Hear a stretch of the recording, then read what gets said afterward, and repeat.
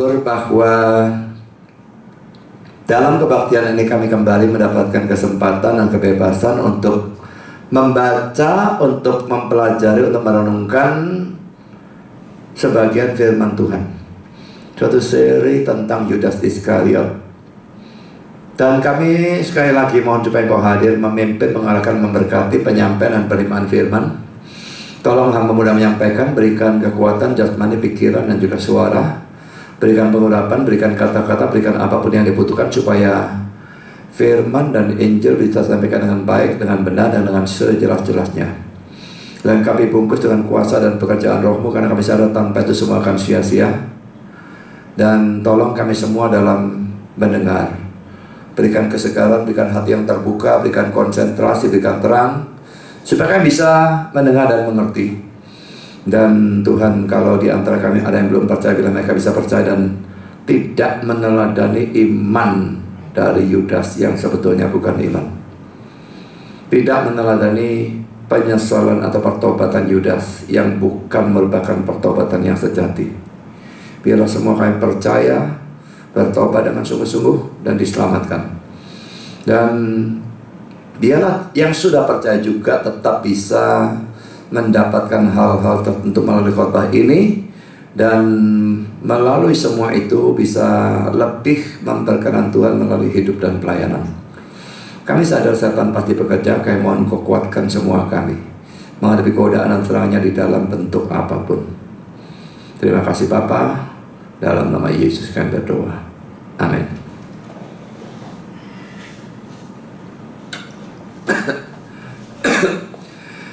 Yudas Iskariot ini adalah session yang ke-14. Saudara, kalau mungkin saudara lupa session yang lalu atau bagian yang lalu yang kita bahas, itu penangkapannya ya, penangkapan Yesus melalui pengkhianatan Yudas yang dia memberikan ciuman dan sebagainya, hingga murid-muridnya lari semua dan Yesusnya ditangkap dan Yesusnya menyerahkan diri untuk ditangkap. Nah sekarang saudara, kita masuk pada poin 5 Romawi, penyesalan Yudas Iskariot setelah melihat Yesusnya ditangkap dan dia diam saja. Saudara, kita lihat teksnya di dalam Matius 27 ayat 3 sampai dengan ayat yang ke-10. Pada waktu Yudas yang menyerahkan dia melihat bahwa Yesus telah dijatuhi hukuman mati, menyesallah ia. Lalu ia mengembalikan uang yang 30 perak itu kepada imam-imam kepala dan tua-tua dan berkata, "Aku telah berdosa karena menyerahkan darah orang yang tidak bersalah." Tetapi jawab mereka, "Apa urusan kami dengan itu? Itu urusanmu sendiri." Maka ia pun melemparkan uang perak itu ke dalam bait Allah, bait suci, lalu pergi dari situ dan menggantung diri. Imam-imam kepala mengambil uang perak itu dan berkata, "Tidak diperbolehkan memasukkan uang ini ke dalam peti persembahan, sebab ini uang darah." Sesudah berunding mereka membeli dengan uang itu tanah yang disebut tanah tukang periuk, untuk dijadikan tempat pekuburan orang asing. Itulah sebabnya tanah itu sampai pada hari ini disebut tanah darah. Dengan demikian genaplah firman yang disampaikan oleh Nabi Yeremia. Mereka menerima 30 uang perak, yaitu harga yang ditetapkan untuk seorang menurut penilaian yang berlaku di antara orang Israel. Dan mereka memberikan uang itu untuk tanah tukang periuk seperti yang dipesankan Tuhan kepadaku. Saudara, saya tidak membahas teks ini eksposisi lalu detail semua, tidak ya. Saya hanya membahas bagian-bagian tertentu yang berhubungan dengan penyesalan Yudas dan sebagainya. Pertama, saudara, kita melihat bahwa Yudas Iskariot itu dikatakan menyesal. Saudara, kita baca lagi ayat Matius 27 tadi, ayat 3 sampai dengan ayat 4a. Pada waktu Yudas yang menyerahkan dia melihat bahwa Yesus telah dijatuhi hukuman mati, menyesallah ia. Ya, Indonesia, menyesallah ia. Lalu ia mengambil uang yang 30 perak itu kepada imam-imam kepala dan tua-tua dan berkata, "Aku telah berdosa karena menyerahkan darah orang yang tak bersalah." Nah, kata orang saya coret, sebetulnya tidak ada orang tuh ya, darah yang tak bersalah, tetapi ya ditambahi orang, tidak terlalu maunya darahnya siapa ya, darahnya orang, tapi sebetulnya darah yang tak bersalah sebetulnya. Saudara, ada beberapa hal yang perlu dibahas berkenaan dengan penyesalan Yudas Iskariot. Yang pertama, penyesalannya ini ya, dikatakan kalau terjemahan Indonesia menyesallah ia. Dalam King James, RSV dan ESV diterjemahkan repented. Repent itu biasanya bertobat, tetapi kalau dilihat di dalam kamus, repent itu bisa menyesal, bisa bertobat. Jadi dua-dua memungkinkan. NIV was seized with remorse, dicekam oleh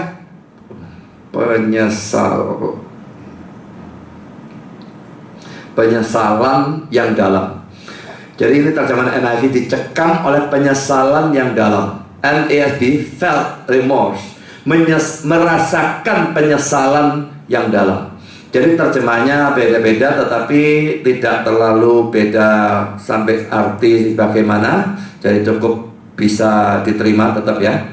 Sekarang saya berikan komentar dari beberapa penafsir ya. Apa yang orang-orang ini anggap tentang penyesalan atau pertobatan dari Yudas? Apakah ini penyesalan yang sungguh-sungguh? Apakah ini pertobatan yang sungguh-sungguh? Sama sekali tidak. Sepanjang saya tahu tidak ada penafsir yang saya pakai yang menganggap bahwa Yudas menyesal atau bertobat secara sungguh-sungguh. Lain dengan Petrus, tetapi dia menyangkal 3 kali, dia betul-betul menyesal sungguh-sungguh, bertobat sungguh-sungguh. Tapi Yudas tidak. Coba kita lihat tafsir dari Pulpit Commentary tentang Matius 27 ayat 3. Bertobat atau menyesal, metameletes. Kata ini, kurung buka, berbeda dari metanoeo, yang menyatakan perubahan hati. Bentar. Kurungnya kepanjangan ini. Bentar. Metanoeo, koma, itu tidak ada tanda kurung. Biar nanti saya ganti sendiri biar. Jadi kata ini, kurung buka, berbeda dari metanoeo, koma, yang menyatakan perubahan hati. Jadi kalau metanoeo itu pertobatan sungguh-sungguh, betul-betul hatinya bertobat. Tapi yang digunakan di sini metameletes ini lain, ya. Kata ini, jadi setelah tanda kurung sambung ya, hanya menunjukkan suatu perubahan perasaan, suatu keinginan bahwa apa yang telah dilakukan bisa dibatalkan atau dibalikkan. Ini bukanlah pertobatan dalam arti kitab suci. Itu tidak muncul dari kasih Allah. Itu tidak mempunyai karakter yang meminta ampun. Jadi ini beda ya. Kata yang digunakan dalam bahasa Yunani saja beda, biarpun dia terjemahkan artinya menjadi sama, tapi dalam bahasa Yunani berbeda. Dan ini bukan pertobatan yang sejati. Sekarang saudara komentar dari Matthew Henry tentang Matius 27 ayat 3. Lihat di sini bagaimana Yudas bertobat atau menyesal. Bukan seperti Petrus yang bertobat atau menyesal, percaya dan diampuni. Tidak. Ia bertobat atau menyesal, putus asa dan hancur atau dihancurkan. Sekarang perhatikan di sini. 1. Apa yang menyebabkan atau menggerakkan dia untuk bertobat atau menyesal? Itu adalah pada waktu ia melihat bahwa Yesus dijatuhi hukuman mati. Yudas adalah mungkin mengharapkan bahwa atau Kristus akan lolos dari tangan mereka, atau akan sedemikian rupa melakukan pembelaan dalam kasusnya sendiri dalam pengadilan mereka sehingga lepas, dan lalu Kristus akan mendapat kehormatan, orang-orang Yahudi mendapatkan rasa malu, dan Yudas mendapatkan uangnya, dan tak ada kerusakan atau kesakitan yang terjadi. Tidak ada yang rugi. Ya Yahudinya malu, biarin, tapi dia dapat duit, Kristusnya dilepaskan, dapat kehormatan. Itu mungkin pemikiran dia. Ia tidak punya alasan untuk mengharapkan hal ini. Bagaimana berharap seperti itu? Ya, dia tidak punya alasan. Karena ia telah begitu sering mendengar tuan atau gurunya berkata bahwa ia harus disalibkan. Tetapi adalah mungkin bahwa ia tidak mengharapkannya. Murid yang lain saja tidak mengharapkan kok Yesus disalib kok. Ya, apalagi Yudasnya. Dan ketika peristiwanya tidak sesuai dengan khayalan atau bayangan sia-sianya, maka ia jatuh ke dalam rasa takut atau kengerian ini pada waktu ia melihat arus atau aliran yang kuat menentang Kristus dan penyerahannya. Laki-laki nyanyi ini harusnya huruf besar ya.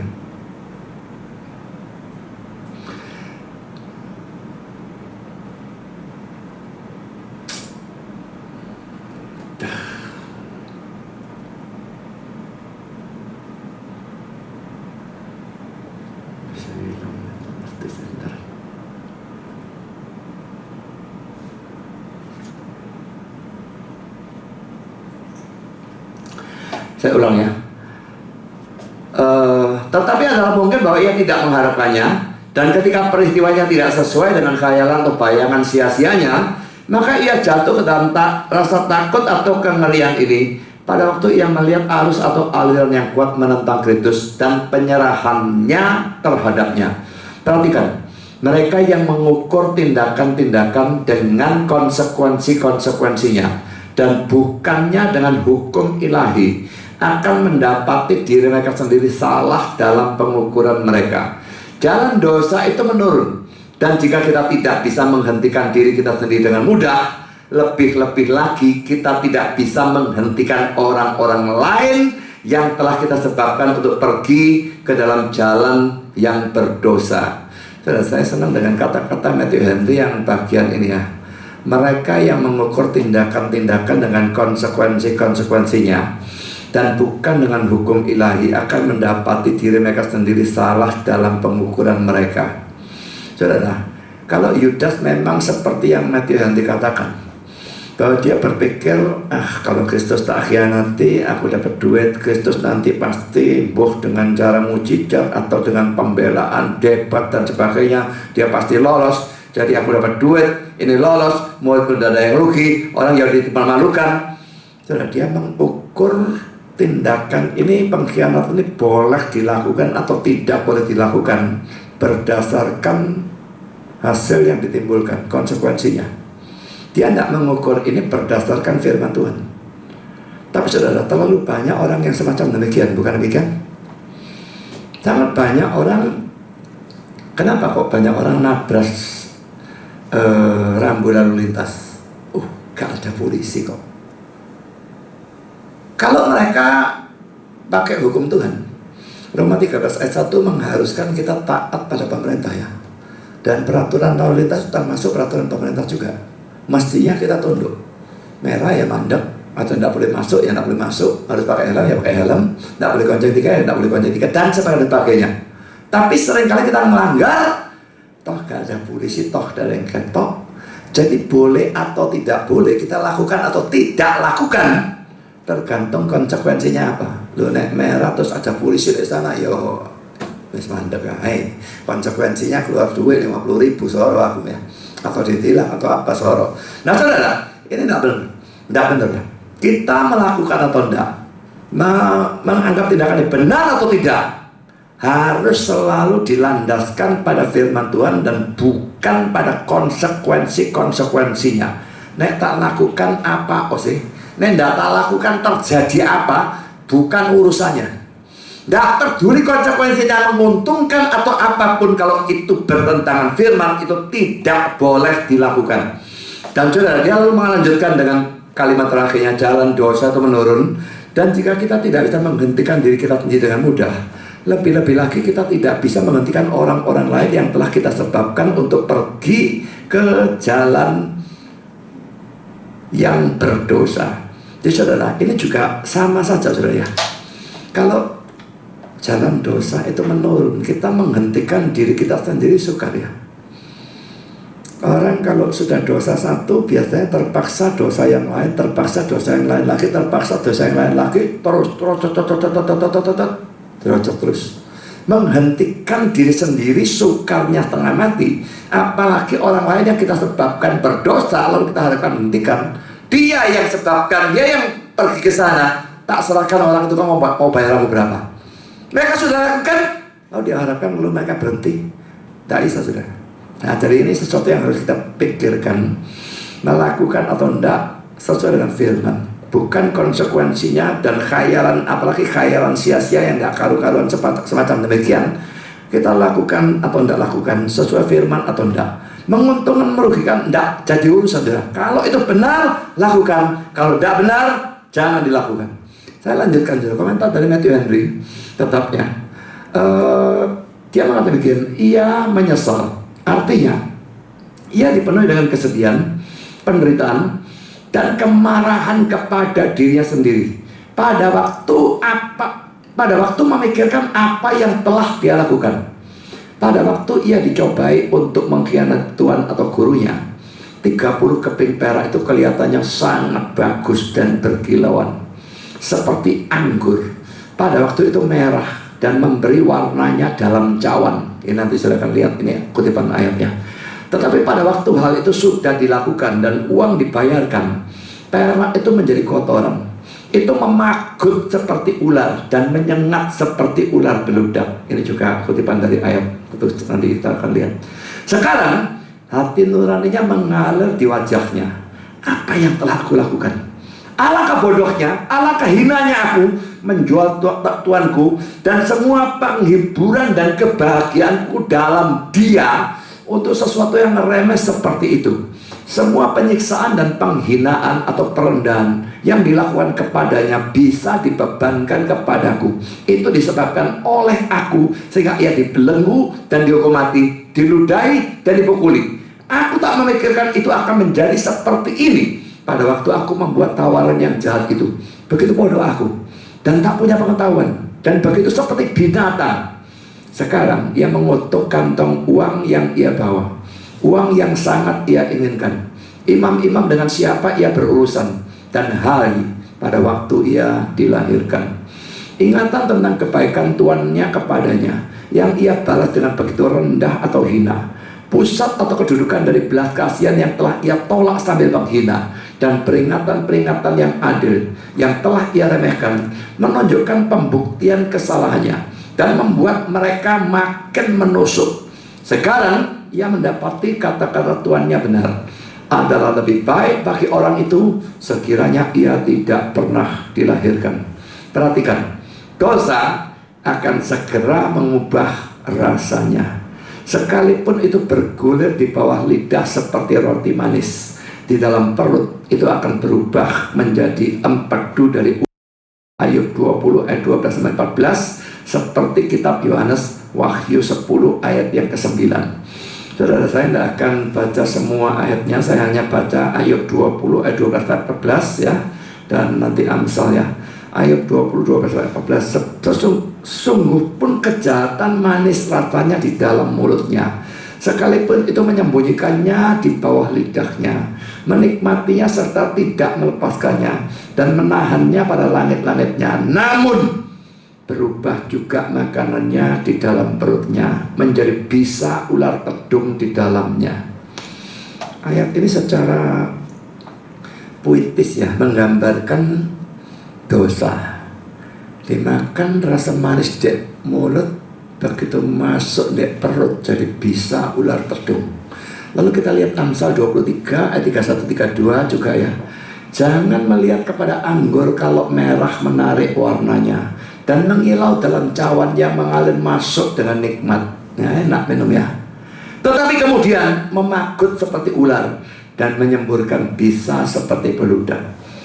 Biarpun kata-katanya berbeda, dua teks ini kurang lebih arahnya sama. Banyak dosa yang pada waktu dilakukan menjanjikan kenikmatan, bahkan betul-betul memberikan kenikmatan. Tapi setelah itu berubah rasanya. Kalau orang nyolong kayak ngerampok kayak atau korupsi kayak dan pakai dapat duit banyak, miliaran, tetean dan sebagainya, wah, pertama senang tidak mungkin ya, berhasil, sukses. Barang ketangkep, bagaimana? Sangat banyak dosa seperti itu pada waktu Adam dan Hawa, atau Hawa yang digodai dulu ya, tapi Adam juga berikutnya. Pada waktu melihat buah itu, wah, menarik. Dan setannya memberikan kata-kata, kamu akan jadi seperti Allah. Wah, menarik rasanya. Dosa itu kelihatan manis. Sudah makan, apa yang terjadi? Mereka jadi ketakutan. Biasanya Tuhan datang, mereka senang, mereka sembunyi. Saudara, dosa selalu seperti itu. Jadi kalau saudara digodai untuk berbuat dosa dan digodai dengan cara ini enak. Kalau kamu lakukan ini, kamu enak, kamu sukses, kamu terkenal, kamu pokoknya merasakan nikmat dan sebagainya, maka saudara pikirkan 12 kali. Karena itu memang selalu dosa. Pada saat pertama enak, tapi pada saat belakangan itu akan berubah sekali. Mungkin bisa enaknya terus terasa selama dalam dunia. Bisa. Karena banyak orang berbuat dosa, tidak ketangkep, korupsi tidak ketangkep, sampai dia mati tidak ketangkep. Tapi saudara, lalu rasa tidak enaknya numpuk waktu dia mati. Dan ini tidak terhindarkan. Jadi saudara, maukah mikir pada waktu mau berbuat dosa? Saya lanjutkan saudara. Komentar Matthew Henry tentang Matius 27 ayat 10.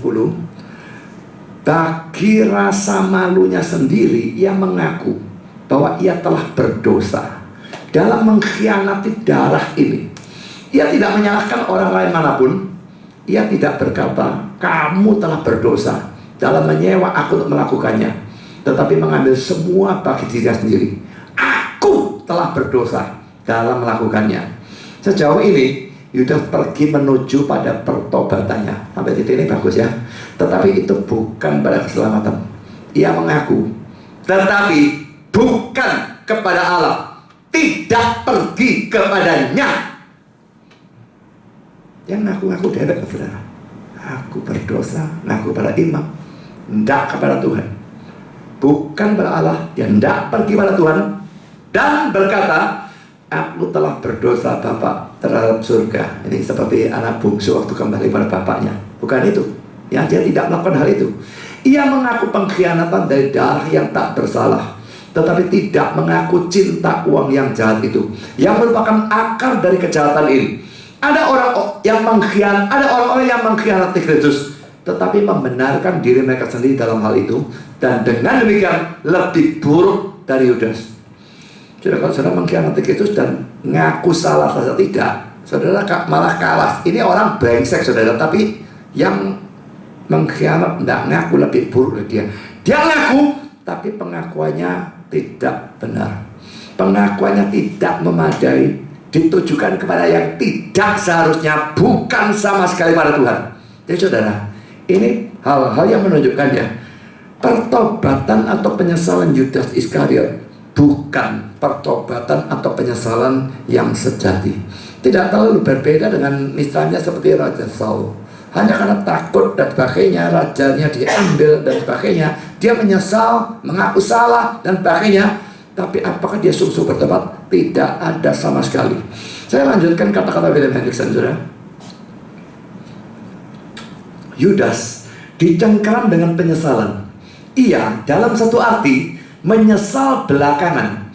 Ia dibebani dengan pencelaan diri sendiri. Bukan bahwa ia sekarang mempunyai kesempatan yang telah diberikan, mau mengaku dosanya kepada Sang Juru Selamat dan meminta atau mengemis pengampunannya. Suatu perubahan dasari dari hati dan pikiran tidak ia alami, tetapi perasaan bersalah dan rasa takut tentang apa yang akan merupakan hasil atau akibat bagi dirinya sendiri membuat mustahil baginya untuk menghadapi masa depan. Kalau dia sampai ketakutan luar biasa sampai bunuh diri, dia begitu takut menghadapi masa depan. Ini kalau ketemu misalnya murid-murid yang lain bagaimana? Mereka sedang semua tahu dia pengkhianat, dan pasti ini tahu, semua tahu, imam tahu, semua tahu bagaimana menghadapi hidup. Saudara, dia tidak mengaku dosa kepada Kristus, minta pengampunan kepada Allah dan sebagainya. Perubahan dasari di dalam hati tidak ada. Yang ada cuma rasa bersalah ada, tapi dipenuhi dengan rasa takut. Waduh, aku ini jadi apa nanti? Dan itu yang membuat dia lalu gelap dan dia bunuh diri. Kan sudah komentar dari Alderban tentang Matius 27 ayat 3. Kata yang diterjemahkan menyesal atau bertobat telah diperhatikan tidak harus menunjukkan suatu perubahan menjadi yang lebih baik, tetapi perubahan apapun tentang pandangan dan perasaan. Di sini itu jelas berarti bukan perubahan lain daripada yang dihasilkan oleh rasa takut dari suatu hati nurani yang bersalah dan oleh penyesalan yang dalam untuk kejahatan yang tak menghasilkan apa yang diharapkan. Itu bukan pertobatan yang menyelamatkan, itu membimbing pada suatu kehidupan yang kudus. Jadi kalau pertobatan yang menyelamatkan, itu membimbing pada suatu kehidupan yang kudus. Pasti orangnya berubah, makin baik ya. Ini pertobatan Yudas ya, membimbing pada suatu peningkatan dari kejahatan dalam kematiannya sendiri. Pertobatan yang sejati membimbing orang berdosa itu kepada Sang Juru Selamat. Ini membimbing menjauhi Sang Juru Selamat pada tiang gantungan. Yudas, seandainya ia adalah seorang bertobat yang sungguh-sungguh, akan sudah datang pada waktu itu kepada Yesus, akan sudah mengakui kejahatannya di kakinya dan mencari pengampunan di sana.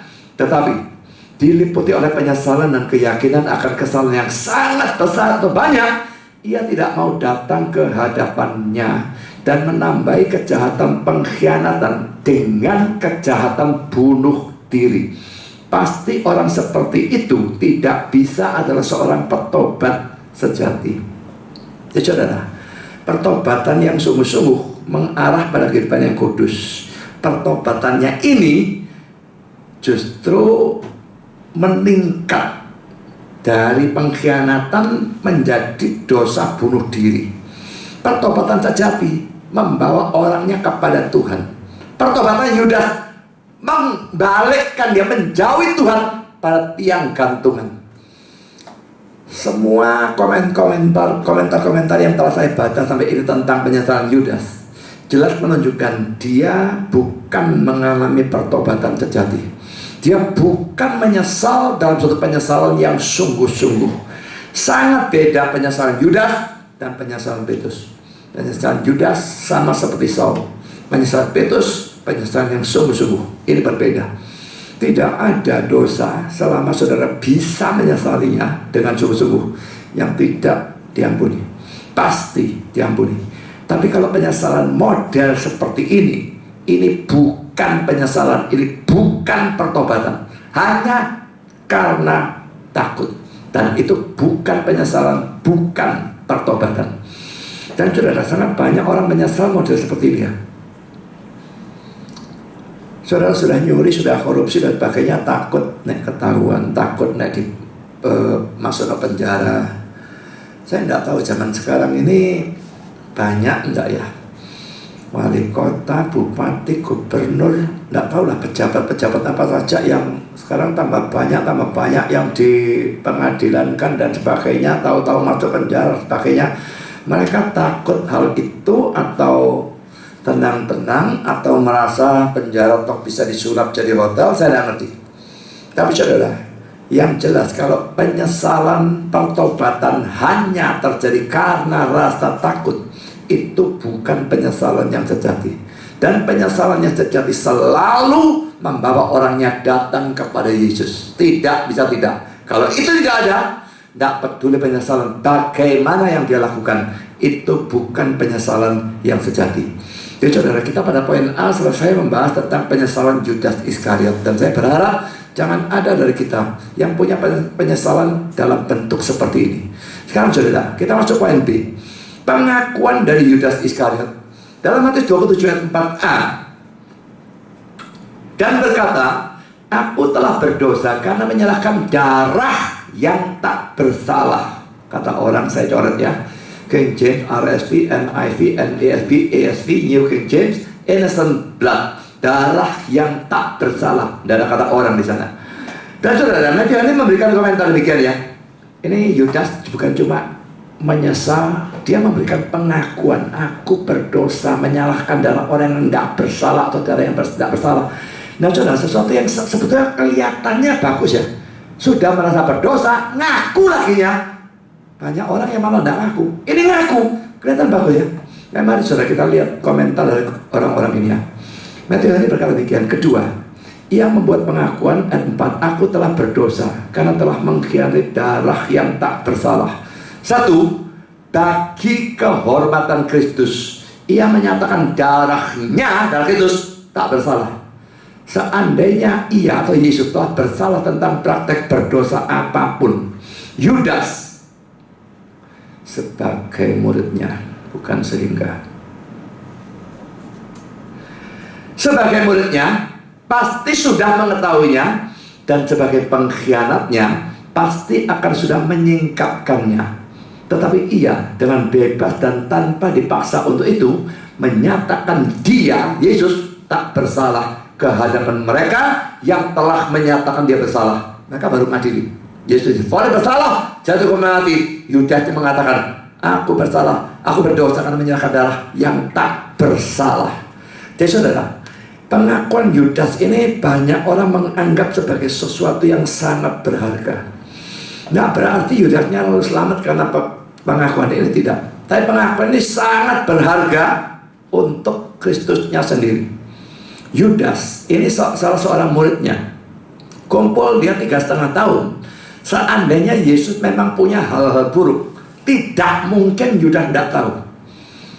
Dan dia dengan gampang bisa singkatkan pada saat ini. Aku tahu kumpul 3,5 tahun dia begini, macam-macam. Salahkan orang yang bilang Yesusnya affair sama Maria Magdalena lah. Kalau mungkin juga mau dituduh korupsi, kalau mungkin dituduh kurang ajar sama mamanya dan sebagainya. Yudasnya tidak punya mata untuk melihat itu kalau memang itu memang terjadi. Kalau itu memang terjadi, dia dengan gampang saat ini, aku tidak berdosa. Yang tak serahkan adalah orang bersalah. Salahnya dia di saat deretan aku tahu. Tapi saudara, bukan itu yang dia katakan. Aku tak berdosa karena menyerahkan darah yang tak bersalah untuk Kristus, saudara. Ini sesuatu yang luar biasa. Dan kita sebagai orang-orang Kristen dari hal ini bisa yakin Yesus tidak bersalah. Apa pentingnya Yesus tidak bersalah? Pentingnya saudara kita pikirkan, kalau tidak bersalah kenapa menderita? Kalau tidak bersalah kenapa mati? Berarti dia pasti menderita dan mati sebagai substitute, sebagai pengganti. Pengganti siapa?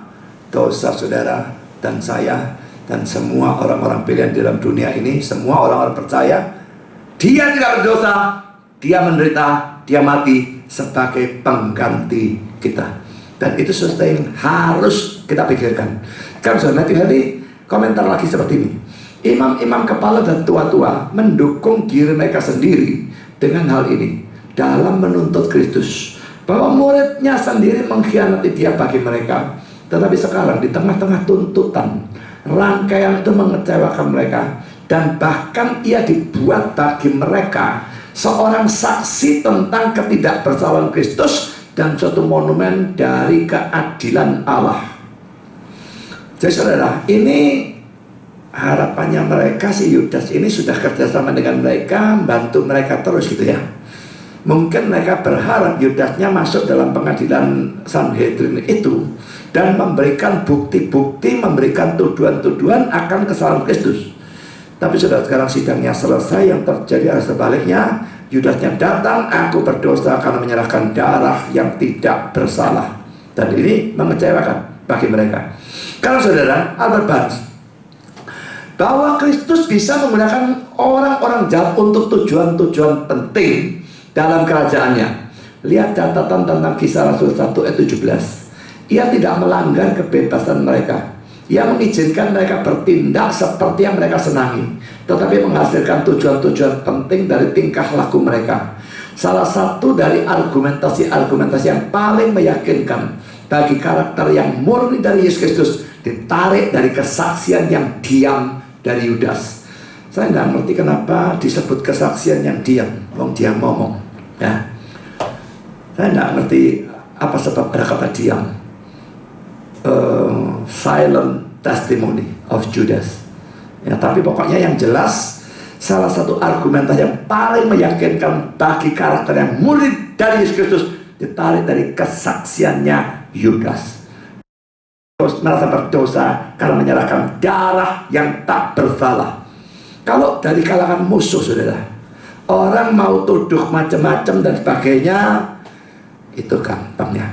Tapi Yudas, saudara, seandainya dia nuduh yang macam-macam, orang akan sangat punya kecenderungan untuk percaya, karena ini muridnya. Tapi sebaliknya, saudara, dia dari seorang pengkhianat, menjual gurunya. Seharusnya jalurnya dia tuduh macam-macamnya, tidak karu-karuan, tambahi segala macam fitnah kalau bisa. Tapi yang terjadi sebaliknya, dia mengakui Kristus sebagai yang tidak bersalah. Dan karena saudara, pengakuan ini sangat-sangat penting bagi orang-orang Kristen. Sekarang Albert Barnes, saudara, mengatakan demikian. dahulu ia termasuk bilangan kami. Ini komentar tentang Kisah Rasul ya. Nanti kita lain kali mungkin bertemu lagi. Ia dipilih sebagai seorang rasul ayat Tuhan Yesus. Lukas 6 ayat 13-16. Ini tidak berarti bahwa ia adalah seorang Kristen yang sejati, tetapi bahwa ia terhitung di antara rasul-rasul.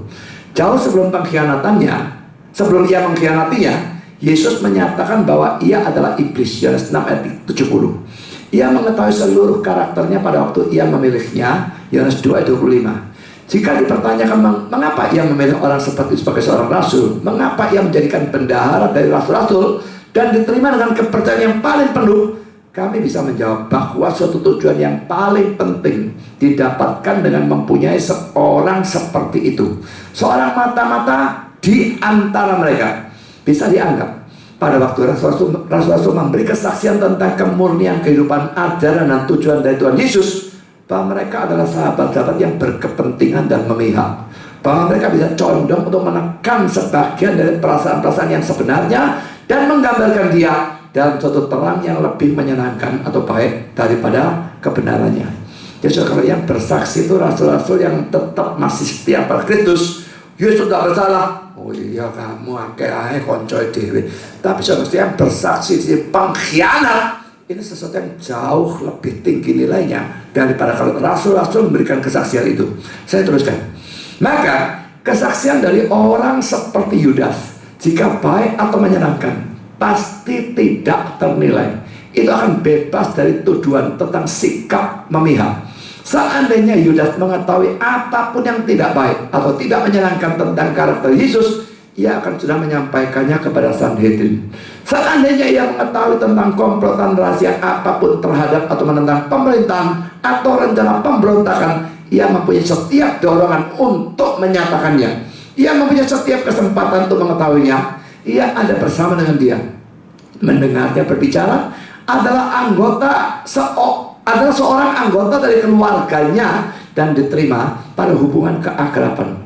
Tetapi bahkan Yudas tidak bisa dibeli atau disuap untuk bersaksi terhadap atau menentang karakter moral dari sang juru selamat. Seandainya ia telah melakukan hal itu atau bisa telah melakukannya, itu akan menjaga dia dari tuduhan pengkhianatan, akan memberi dia hak tentang reputasi, tentang dermawan umum dalam menyingkapkan pemberontakan rahasia, dan akan sudah menyelamatkan dia dari rasa sakit tentang penyesalan yang dalam dan dari tindakan bunuh diri.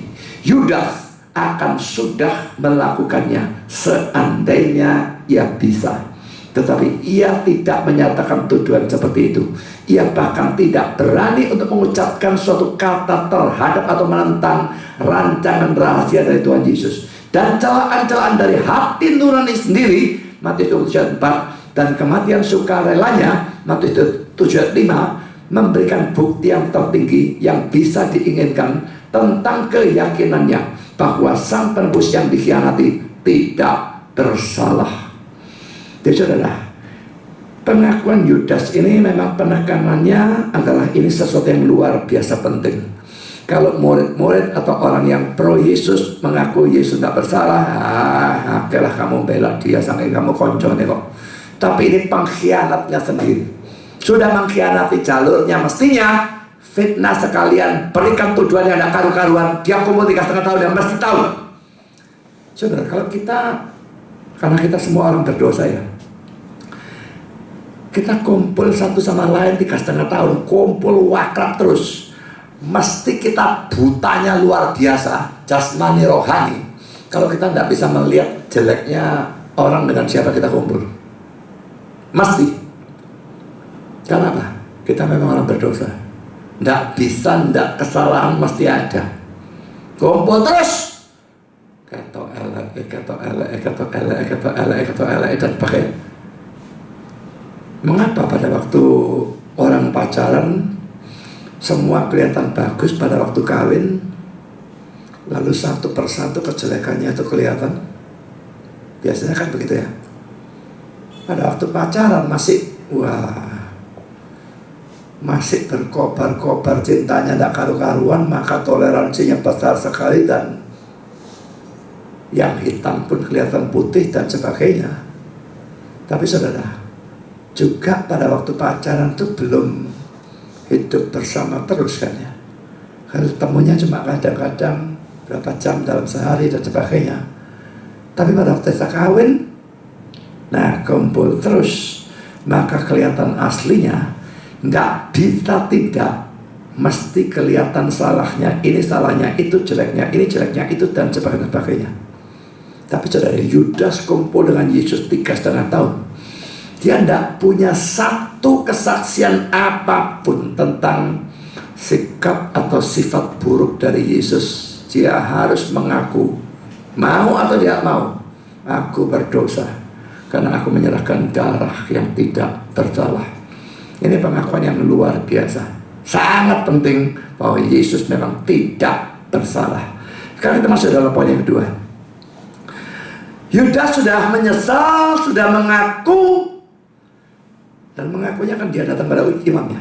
Sekarang poin kedua, imam-imam dan tua-tua, jadi tokoh-tokoh agama Yahudi, bersikap bagaimana? Mereka tidak peduli terhadap penyesalan Yudas Iskariot. Kita baca ayat 4 dari Matius 27 ya. Dan berkata, aku telah berdosa karena menyerahkan darah orang yang tak bersalah. Sekarang jawaban mereka ya. Tetapi jawab mereka, apa urusan kami dengan itu? Itu urusanmu sendiri. Saudara, bisa melihat kurang ajarnya mereka dalam mengucapkan kata-kata ini. Ingat ya, mereka bukan cuma tokoh agama. Mereka sebagiannya adalah imam-imam kepala. Apa tugasnya imam, saudara? Ingat ya, beda dengan pendeta loh ya. Ini priest. Imam itu pengantar. Dan ini kan ya masih dianggap zaman perjanjian. Memang masih zaman perjanjian lama ya. Zaman perjanjian baru mulai Yesus mati dan bangkit. Ini mati pun belum. Ini zaman perjanjian lama. Orang berdosa bisa kan ngaku pada Allah langsung? Tidak bisa, saudara. Harus datang kepada imam. Dan tugasnya imam pada waktu orang berdosa datang dan bertobat, mendamaikan orang dengan Tuhan. Kan gitu.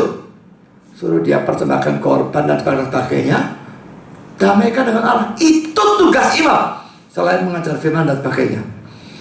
Bagaimana mungkin sekarang orang ini berdosa, jelas mereka tahu dosanya, dan orang ini mengaku, aku bersalah karena menyerahkan darah yang tak bersalah.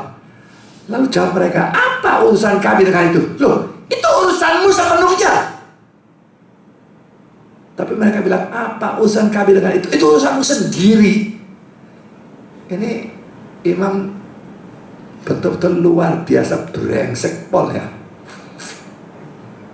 Saudara, bahwa imam memang tugasnya menangani orang berdosa yang telah mengaku dosa banyak.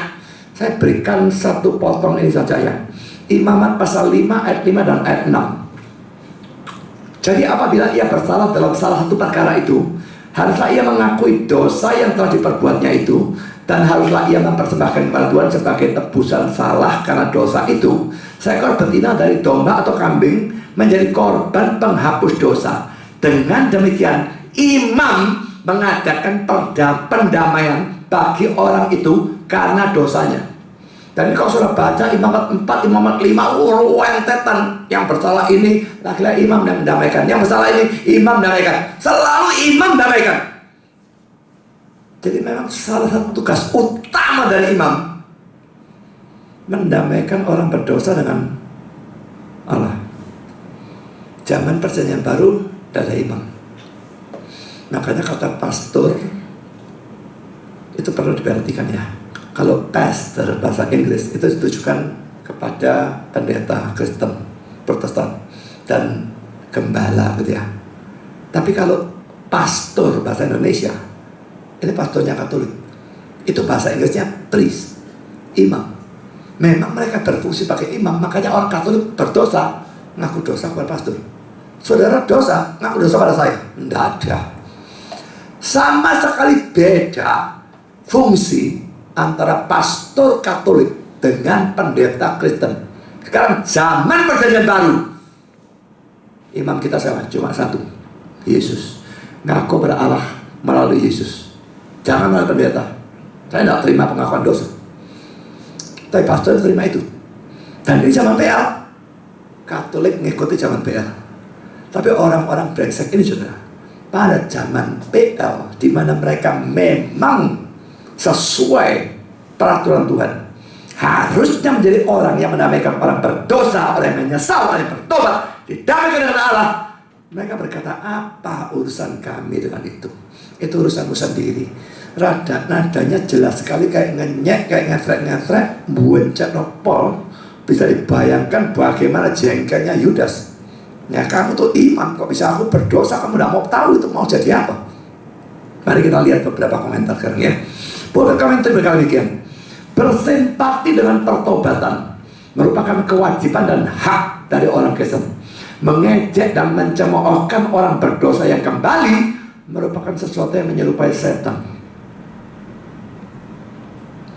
Saudara, kalau ada orang yang betul-betul bertobat, nah repotnya kita manusia tidak punya mata yang bisa nembus ke dalam hati ya. Tapi kalau kita bisa yakin bahwa orang itu betul-betul bertobat, maka kita mestinya bersimpati dan kita ikut membantu, menghibur dia, menolong dia, mengarahkan dia dan sebagainya. Cuma memang jangan percaya sembarang orang yang ngaku bertobat. Jangan banyak bajingan-bajingan ngaku bertobat, dia ngaku dari agama lain, bertobat dari Kristen, mau diusir keluarganya, sekarang butuh duit dan sebagainya. Itu penipuan sabarak sawara tarte model seperti itu. Jangan pernah percaya sampai betul-betul ada bukti. Saudara, kita memang harus kasih, tapi bukan harus goblok ya. Kalau membiarkan diri kita ditipu oleh tipuan-tipuan seperti itu, makin lama makin banyak orang model semacam demikian. Jadi saudara, jangan biarkan diri saudara dibodohi oleh orang seperti itu. Tapi kalau saudara yakin orang itu memang bertobat, maka kewajiban dari dan hak dari orang Kristen bersimpati, menolong dia, mengarahkan dia, memberikan nasihat kepada dia, dan sebagai apapun yang bisa kita lakukan. Kita tidak bisa mengampuni, Allah yang mengampuni, tapi kita mengarahkan apa yang harus dia lakukan. Tapi saudara, kalau orang mengejek, mencemoohkan orang berdosa yang kembali, itu betul-betul suatu tindakan yang menyerupai tindakannya setan. Dan ini yang dilakukan oleh para imam dan tua-tua Yahudi pada saat itu terhadap Yudas. Tapi saudara, kalau ada orang yang berbuat salah kepada saudara, nyakitnya itu sudah nuanan, lalu saudara melihat dia bertobat sungguh-sungguh, minta maaf kepada saudara, saya tanya, saudara bertingkah laku bagaimana? Seperti ini yang kalimat bagian awalnya, bersimpati dengan pertobatan itu yang saya pilih, atau mengejek, mencemoohkan. Sekarang minta maaf modelmu lah. Dulu buencek muntah aku, sekarang minta maaf, telat, kau jom. Bersikap yang mana? Kalau dia nyakitinya teman itu suka dia memaafkannya. Tapi saudara, kalau dia minta maaf dengan tulus, kita harus mengampuni. Kalau kita menolak, kita mengejek, kita melakukan tindakan yang menyerupai setan. Ingat perumpamaan Yesus, orang yang berhutang 10.000 talenta. 10.000 talenta dihapuskan, keluar utang 100 dinar. 100 dinar ada? Tidak ada apa-apanya soal dibandingkan 10.000 talenta. Kakek tang masuk penjara, bayar hutangmu.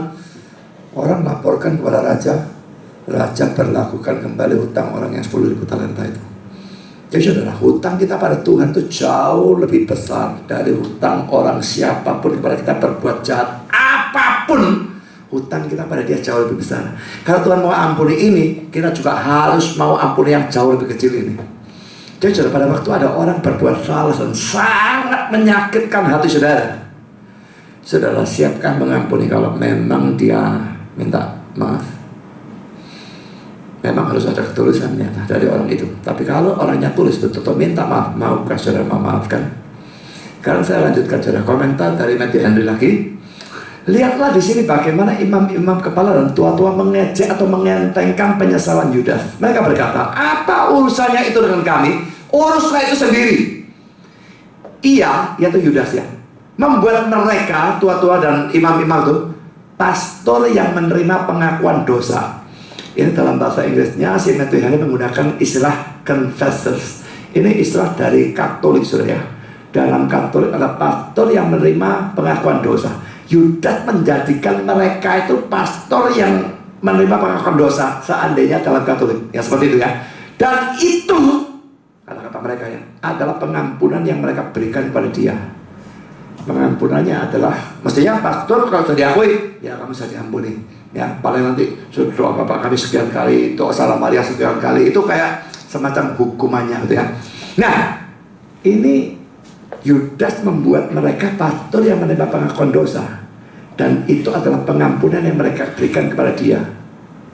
Pengampunannya apa? Bukan ya kamu diampuni.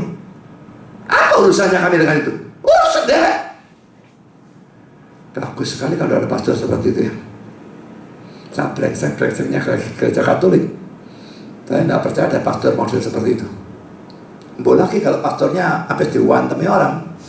Orangnya tidak tahu kalau itu pastor. Kalau dia ngaku dosa pas sama pastor itu ya boleh lagi, saya tidak tahu.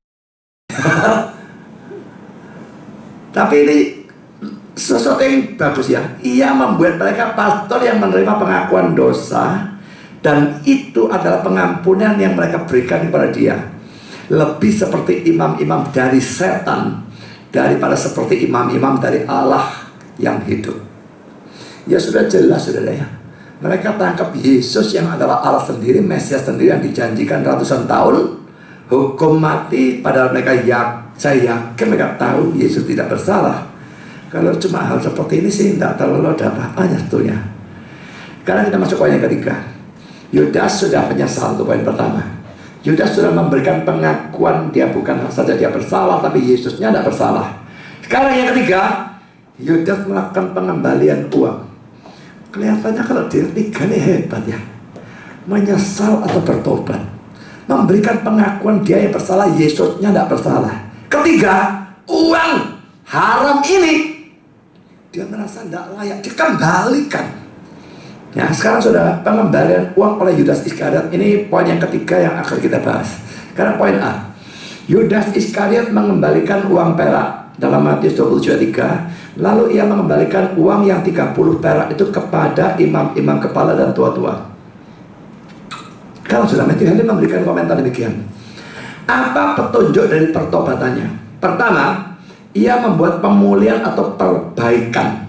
Kayaknya dandani apa yang tadi dirusak. Yang tadi kan dapat uang ini perusahaannya, sekarang didandani ya. Ia membawa kembali 30 keping perak itu kepada imam-imam kepala. Pada waktu mereka semua berada bersama-sama secara umum atau terbuka. Sekarang uang itu membakar dalam hati nuraninya, dan ia sama muaknya terhadapnya seperti ia pernah begitu mencintainya.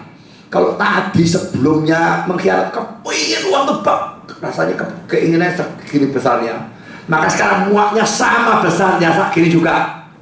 Tadi inginnya luar biasa, sekarang muaknya luar biasa. Perhatikan, itu yang didapatkan dengan cara buruk tidak akan pernah memberi kebaikan kepada mereka yang mendapatkannya. Yeremia 13 ayat 10 dan ayat 20 ayat 15. Yeremia 13 ayat 10 saya lihat itu pasti salah cetak, tidak cocok sama sekali. Jadi saya tidak tahu ayat mana yang dimaksud karena bukunya Matthew Henry ini saya tidak punya. Jadi saya berikan hanya hanya ayat 20 ayat 15. Tapi supaya terlihat konteksnya saudara, saya bacakan ayat 20 ayat 15 sampai dengan 22, lalu loncat ke ayat 28. 15 sampai 22, lalu 28. Harta benda ditelannya, tetapi dimuntahkannya lagi. Allah yang mengeluarkannya dari dalam perutnya. Bisa ular tedung akan dihisapnya. Ia akan dibunuh oleh lidah ular. Ia tidak boleh melihat batang-batang air dan sungai-sungai yang mengalirkan madu dan dadih. Ia harus mengembalikan apa yang diperolehnya dan tidak mengecapnya. Ia tidak menikmati kekayaan hasil dagangnya. Ini semua buruk semua ya. Ayat 16 sekarang. Karena apa kok semua buruk? Karena ia telah menghancurkan orang-orang miskin dan meninggalkan mereka terlantar. Ia merampas rumah yang tidak dibangunnya. Dia dapat semua kekayaannya dengan cara yang salah, tindas orang dan sebagainya. maka terjadi akibat-akibat yang di atas tadi. Karena ayat 20, sesungguhnya ia tidak mengenal ketenangan dalam batinnya. Ini sebab yang selanjutnya, ya. Dan ia tidak akan terluput dengan membawa harta bendanya. Suatu pun tidak luput daripada lahapnya. Itulah sebabnya kemujurannya tidak kekal. Dalam kemewahannya yang berlimpah-limpah, ia penuh khawatir. Ia ditimpa kesusahan dengan sangat dahsyatnya. Ayat 28 sekarang. Hasil usahanya yang ada di rumahnya diangkut. Semuanya habis pada hari murkanya, nyatu Allah. Jadi saudara, pernah merasa iri hati sama orang, padahal kalau saudara pikir, saudara tahu orang itu dapat kekayaan dengan cara yang tidak karu-karuan.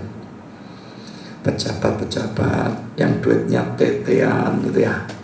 Lalu ya masih ya bukan pejabat ya, orang-orang yang kerjanya sikut kanan sikut kiri dan lindas seadanya peraturan dan hukum pemerintah. Pokok bapak duit, bisa mencuci uang, bisa ini, bisa itu, bisa dagang narkoba, dapat duit banyak. Dan saudara merasa enak ya dapat duit banyak. Belum lagi yang pekerjaannya pakai kuasa gelap ya, pakai pesogen dan sebagainya. Saya sudah pernah bilang, saya mencurigai restoran-restoran tertentu yang begitu buka, larisnya bukan main sampai sekarang, padahal makanannya gak enak. Kalau makanannya enak masih masuk akal, makanannya gak enak, laris terus, ajaib. Nah saudara, orang-orang ini mendapatkan kaya dengan cara-cara yang sangat tidak karu-karuan. Pernah merasa enak ya? Kalau merasa seperti itu, jadikan Ayub 20 ayat 15 sampai 22 dan ayat 28 ayat hafalan saudara. Hafalkan, baca 100 kali sehari, dan pikirkan sendiri bagaimana saudara cari duit. Apakah itu cara yang halal atau cara yang haram? Karena terus terang saudara, Indonesia ini begitu kacau hukum-hukumnya dan semua sistemnya ya. Ya moga-moga bisa diperbaiki, tapi seberapa cepat dan seberapa drastis perubahannya itu yang meragukannya. Dan dalam sistem seperti ini terlalu banyak orang bilang tidak bisa orang bisnis tanpa cara kotor. Harus caranya bersih total. Tidak bisa terjadi bisnis seperti itu. Cuma tinggal milih saudara. Berarti bisnis saudara gak jalan lancar, sendat-sendat gak karu-karuan, sehingga uangnya dapat tidak banyak. Atau ya saudara sama dengan orang-orang ini yang bisnisnya berhasil tapi caranya kotor. Pikirkan, milih yang mana? Miskin atau tidak terlalu kaya tetapi disertai damai dan juga cita dari Tuhan, atau kaya berlimpah-limpah tapi ada kutuk Tuhan menyertai saudara? Milih yang mana?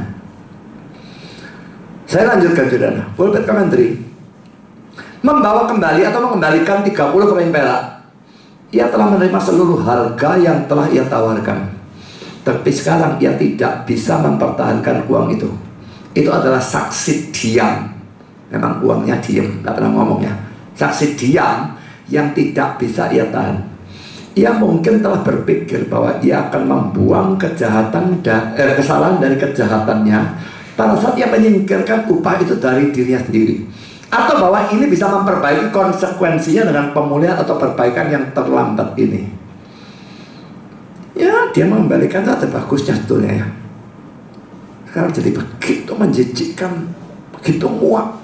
Rasanya kayak pertobatan sejati. Makanya saya, pertobatan sejati dan tidak sejati itu seringkali sangat sukar dibedakan. Ini kok sudah menyesal, ngaku kesalahannya, ngaku yesnya benar, ngembalikan duitnya kayak si Sakeus. Apa yang tak peras, tak bayar 4 kali lipat. Betul-betul mirip. Tapi tetap ini bukan pertobatan yang sejati. Dia pikir, aduh kau enaknya tak kasihkan uangnya mungkin bisa damai. Tidak bisa, jangan harap. Saya lanjutkan komentar dari Pulpit Commentary lagi. Tak diragukan bahwa Yudas tidak melihat lebih dulu kesalahan yang hebat dari penyerahan tuannya pada kematian. Tetapi ini tidak menunjukkan bahwa ia tidak bermaksud untuk menyerahkannya pada kematian. Sebelum kita berbuat dosa adalah keuntungan yang kita lihat. Setelah kita berbuat dosa, kesalahannya yang kita lihat. Memang saya masih tambahi dalam kurung kata-kata yang kita lihat itu, karena kalau dalam bahasa Inggris lebih enak ya. Before we sin, it is the gain we see.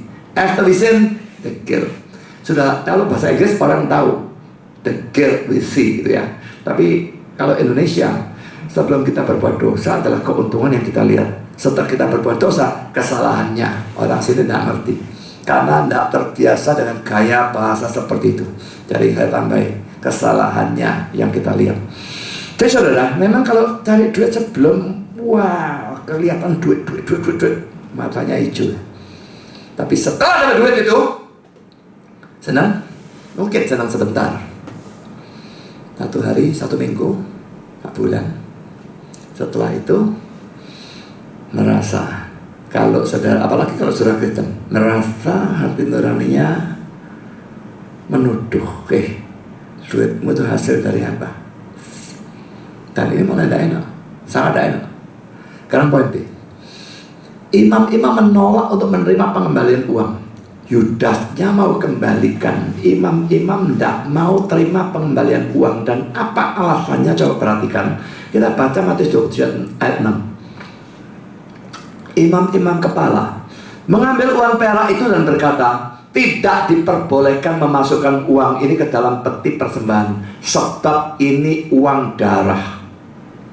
Wah, mereka jadi salah ya. Ajaib, orang-orang brengsek berjadpol ini sekarang menjadi begitu saleh dan begitu detail di dalam memperhatikan firman Tuhan yang memang melarang uang seperti itu dimasukkan persembahan bait Allah. Nanti kita lihat ayatnya. Kenapa kok tidak memperhatikan hukum yang jauh lebih besar? Jangan membunuh, jangan berdusta. Mereka pakai saksi palsu memfitnah Yesus, mereka membunuh Yesus. Mengapa tidak lihat hukum-hukum itu? Mengapa di sini begitu detail hukum itu diperhatikan? Sebagian diperhatikan detail, sebagian tidak, digubris blas. Ini tipe orang kurang ajar dan tipe orang sesat. Pulpit Kemendri memberikan komentar demikian. Harga atau uang dari darah, upah dari pembunuhan. Itu disimpulkan dari Ulangan 23 ayat 18, bahwa tidak ada uang yang didapatkan dengan cara yang tidak sah atau diterima dari sumber yang tidak murni, bisa atau boleh digunakan dalam membeli hal-hal atau barang-barang untuk pelayanan Allah.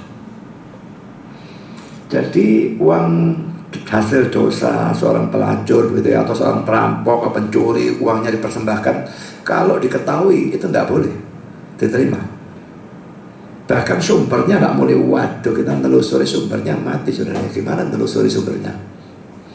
Dan ayatnya memang ada. Kita lihat Ulangan 23 ayat 18. Janganlah kau bawa upah sundal atau upah semburit ke dalam rumah Tuhan Allahmu untuk menepati salah satu nazar, sebab keduanya itu adalah kekejian bagi Tuhan Allahmu. Tentu bukan cuma sundal dan semburit ya. Ini wakil dari saat adanya dosa. Uang yang didapatkan dengan cara yang salah, uang yang didapatkan dengan cara yang berdosa, itu tidak boleh dibawa ke dalam rumah Tuhan Allahmu dan sebagainya. Tuhan tidak mau terima. Saudara, memang pendeta tidak bisa tahu ya. Persembahan diedarkan, seandainya, saya tidak bilang siapapun ya, di sini ada orang dapatkan uang dengan cara tidak halal, dia kasihkan. Lalu saya tahu dari mana? Nah, saya tidak tahu ya, saya diam aja, tapi biarlah terima. Bahkan seandainya sekarang di sini ada seorang ex-pelacur datang bertobat, lalu dia memberikan persembahan. Lalu saya tahu dari mana itu uang dari pelacuran atau bukan. Karena kalau seorang konglomerat saya tahu, dia kerjain nindas orang dan sebagainya, dia masukkan uang dalam kantong persembahan. Loh, konglomerat itu punya perusahaan banyak. Yang ini gak karu-karuan, yang itu barangkali genap. Saya tahu dari mana, uang dari mana. Saya tidak bisa menghakimi dalam hal model seperti itu. Kecuali kalau orangnya ngomong terang-terangan, aku pelacur, ini hasil pelacuran, tak kasih tak tolak sama saya. Kalau dia ngomong seperti itu. Tapi tanpa bukti apa-apa, nggak bisa.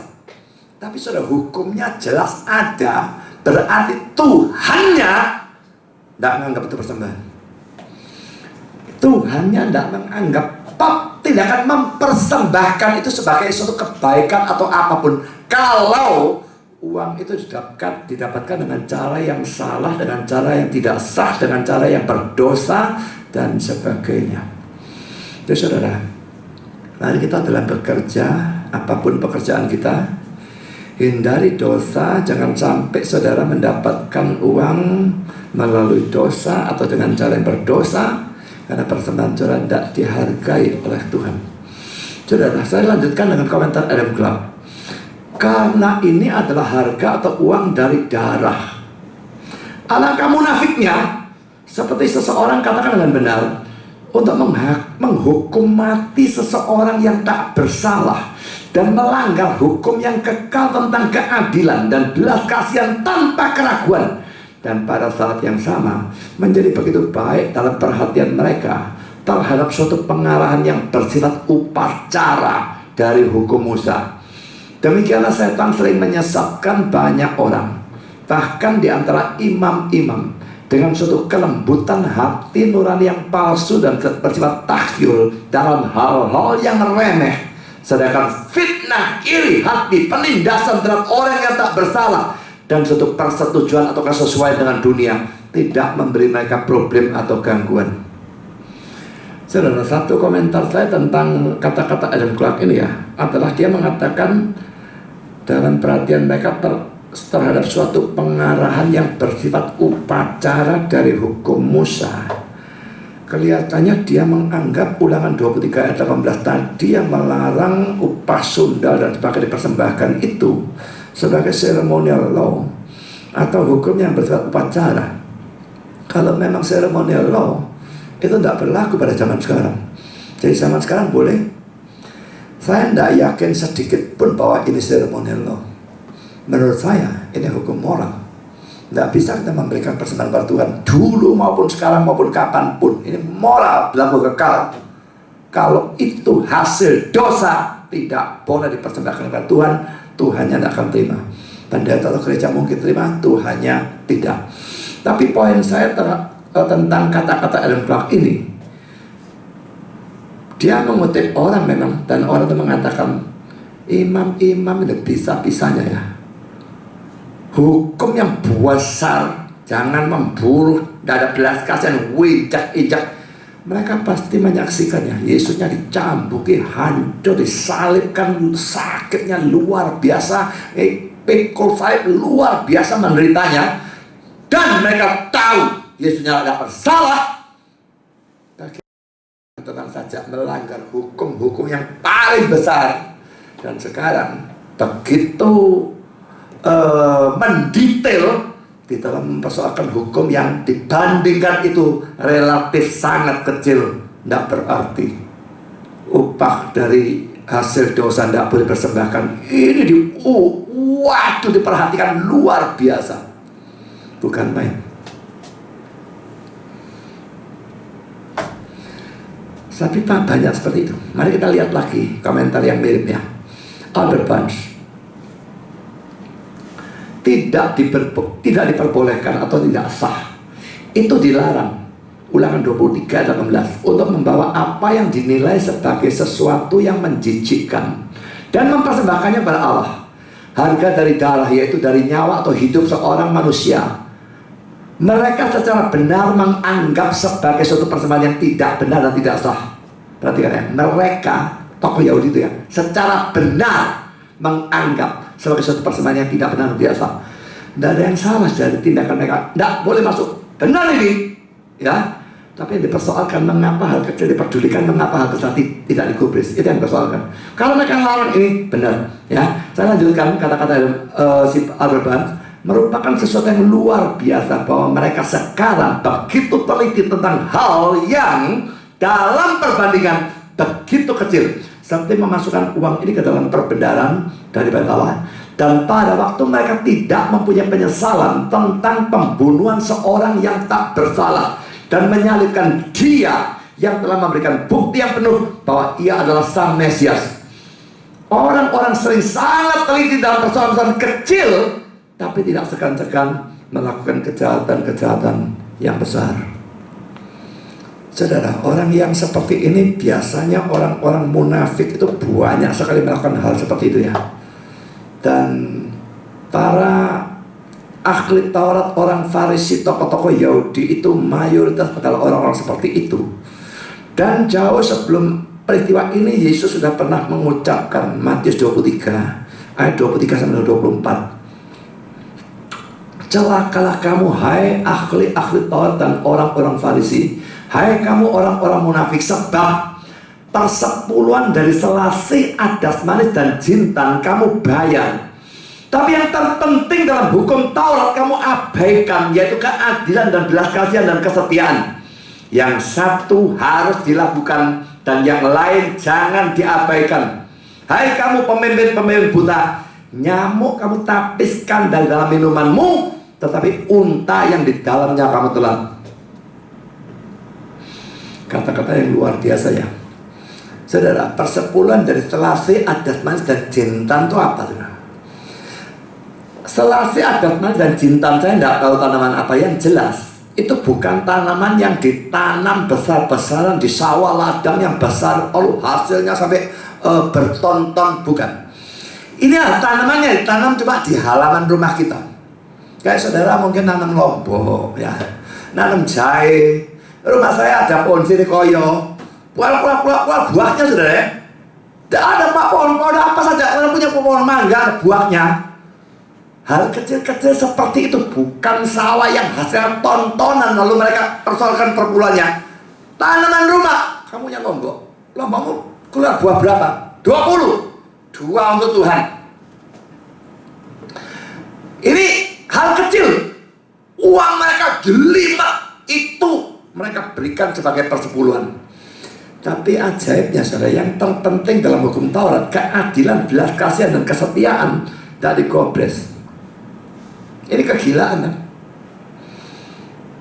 Nah Yesus berkata yang satu harus dilakukan dan yang lain jangan diabaikan. Dua-duanya mestinya dilakukan. Salah juga kalau besar dilakukan. Oh ini kecil, remeh kamu. Yang remeh itu firman Tuhan, tidak bisa saudara. Dua-dua dilakukan. Tapi kegilaan seperti ini, yang kecil dilakukan teliti, yang besar diabaikan, ini betul-betul tidak waras. Lalu Yesus memberikan suatu jelas, yang kalimat terakhir ini jelas suatu apa ya, kayak bahasa hyperbol ya. Nyamuk kamu tapiskan dari dalam minumanmu, tapi unta yang di dalamnya kamu telan. Ini minum pakai cawan atau pakai gelas deh. Ada nyamuk, dipakai nyamuk. Wah, ada unta. Ya apa caranya unta masuk gelas? Unta mini, unta baru lahir pun lebih gede dari gentong, jangankan dari gelas. Masuk dalam gelas, tapi memang ini namanya hyperbol. Unta sak gede-gede delok. Ya apa masuk tenggorokannya? Ikan paus belum tentu bisa nonton unta. Tapi saudara, hal kecil di petani buang, unta sak gede-gede delok. Persis betul-betul ya, luar biasa. Dan saudara, sangat banyak terjadi hal seperti itu.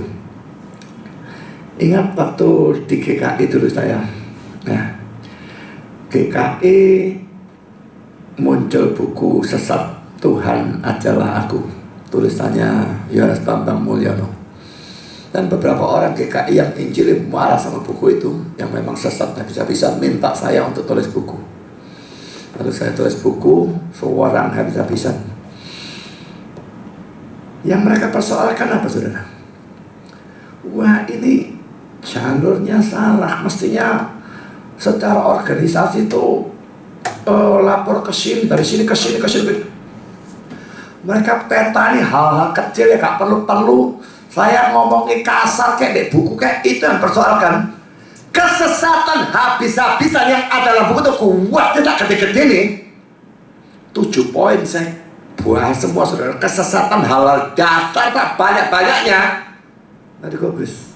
Ini salahnya, jalurnya salah. Ini budi asalnya terlalu kasar. Apa? Ini biasa saudara. Orang-orang munafik caranya, mereka tidak berani debat sama saya. Kalau membenarkan tulisan debat saya tidak ada yang berani saudara. Tapi caranya mereka main kotor model semacam demikian. Juga kasus saya lawan Sucipto Subeno, waktu saya ledakan di siapa itu Facebook itu ya, dan juga masukkan web tulisan Budi Asal yang difitnah itu, banyak yang kritik sampai Isras menjadi kader. Wah, ditarik kembali sama dia. Ada apa tarik kembali?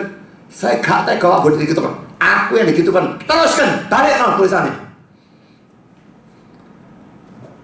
Dan mereka kritik Pak, maki-maki, saya tidak peduli. Dan saya bilang, kalau kamu kritik aku karena aku kasar, bilang dia anjing, buduk dan sebagainya, tapi kamu biarkan dia mau fitnah gua habis-habisan,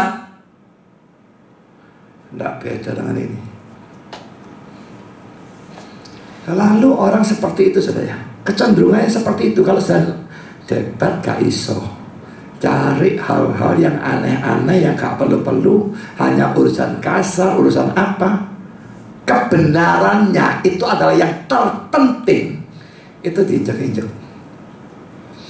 So, mari kita lihat ya, sebetulnya memang semua mesti dilakukan, tapi kalau kita harus memilih, kita lakukan yang besar lebih dulu dan bukan yang kecil yang dipedulikan. Nah, sekarang kita masuk poin C, saudara. Waktu Yudas ditolak uangnya, Yudas melemparkan uang itu ke bait Allah. Dan dia, pompong-pompong ditolak, tak kantongi lagi. Tidak mau dia begitu jijiknya, ditolak, dilemparkan ke bait suci. Matius 27 ayat 5a, maka ia pun melemparkan uang perak itu ke dalam bait suci. Kalau dilihat kata bait suci dalam bahasa Yunani-nya menunjuk pada sanctuary-nya.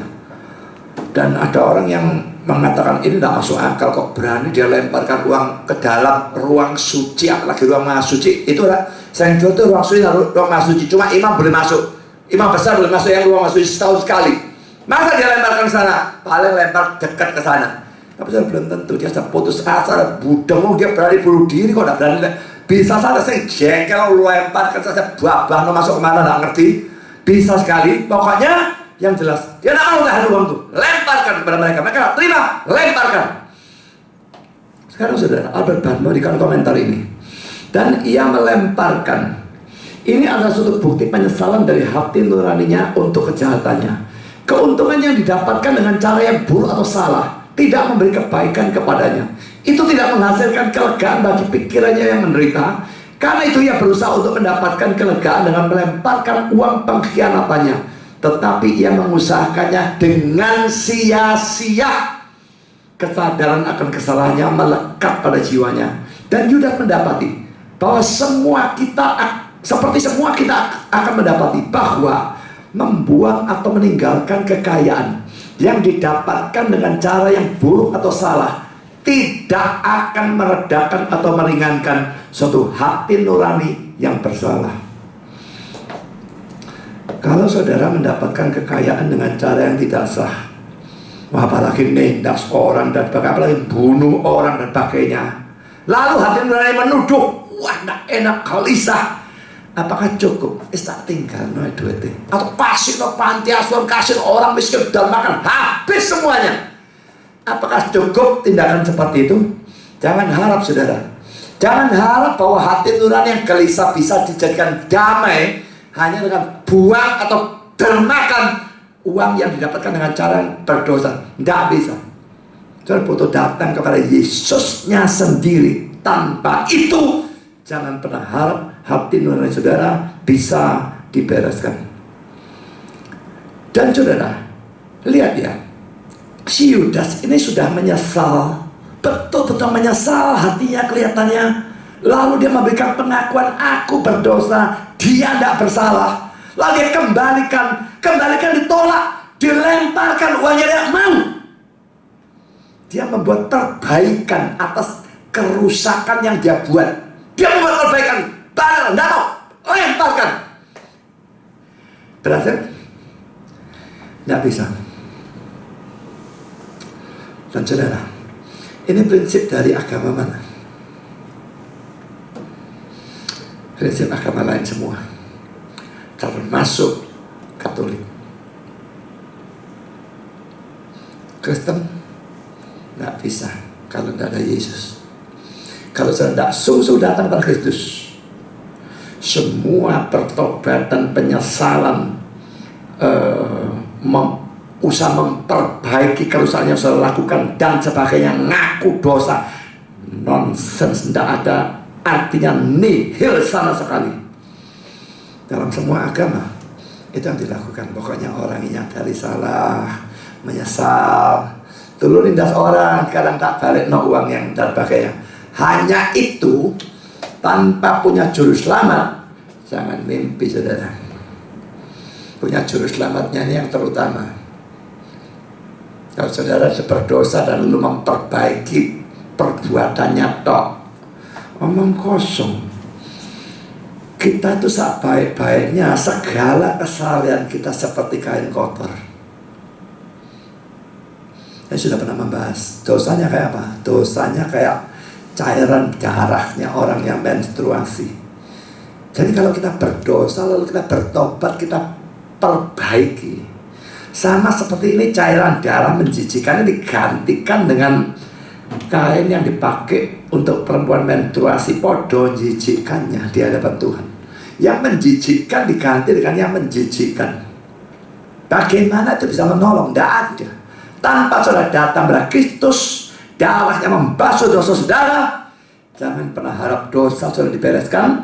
Jangan pernah harap hati nurani saudara yang kacau bisa mendapatkan damai dan sukacita. Jadi saudara, dosa tidak bisa ditebus dengan penyesalan, usaha untuk memulihkan kejahatan dan sebagainya, sama sekali tidak. Mengembalikan hasil kejahatan, sama sekali tidak bisa. Dosa hanya ditebus dengan darah Kristus. Tanpa iman pada Kristus, semua tindakan untuk menebus dosa diri sendiri adalah sia-sia. Calvin memberikan komentar seperti ini. Tetapi seandainya para pengikut Paus, dalam kurung orang Katolik ya, dia sering disebut papis. Papis itu pengikutnya Paus ya, orang Katolik ya. Seandainya orang Katolik benar dalam apa yang mereka ajarkan dalam sekolah-sekolah mereka tentang pertobatan, kita tidak bisa mendapatkan cacat dalam pertobatan Yudas. Padahal mana definisi mereka tentang pertobatan berlaku sepenuhnya. Karena kita mengerti di dalamnya kesedihan atau penyesalan dari hati, dan pengakuan dari mulut, dan pembayaran atau penebusan dari tindakan. Seperti mereka katakan. Jadi kami menyimpulkan bahwa mereka tidak melakukan apapun lebih dari gonggongan. Karena mereka menghilangkan atau menghapuskan apa yang merupakan hal yang utama, pertobatan dari manusia kepada Allah. Pada waktu orang berdosa itu hancur oleh rasa malu dan takut, menyangkal diri sendiri berkenaan,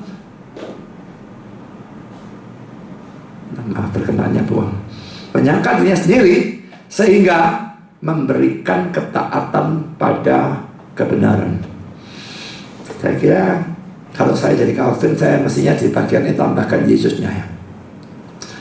Katolik tapi rupanya memang seperti itu. Saya tidak tahu detail ya. Tapi memang kalau orang ngaku dosa, pokoknya dia mengaku pada pastor, menyadari dosa, mengakui dosa, lalu pastor berikan, kamu mesti lakukan ini, doa itu salam Maria apa segala macam, doamu diampuni, dosamu diampuni. Kalau itu benar, Yudas ini mestinya benar. Yudas ini mestinya sudah diampuni kalau ajaran Katolik itu benar.